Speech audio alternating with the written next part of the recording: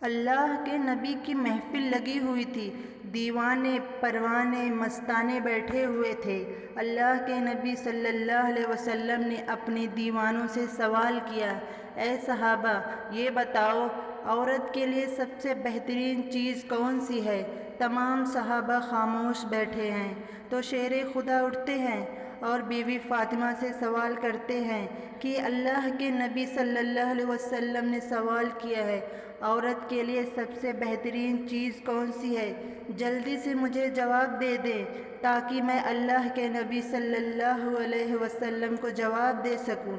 تو حضرت علی وہاں پہنچے، آپ نے فرمایا، یا رسول اللہ صلی اللہ علیہ وسلم، عورت کے لیے سب سے بہترین چیز حیا ہے۔ آپ نے فرمایا، یہ جواب کہاں سے پوچھ کے لائے ہیں؟ تو آپ نے فرمایا، بیوی فاطمہ سے۔ تو اللہ کے نبی صلی اللہ علیہ وسلم نے فرمایا، یقیناً یہ جواب فاطمہ ہی دے سکتی ہیں۔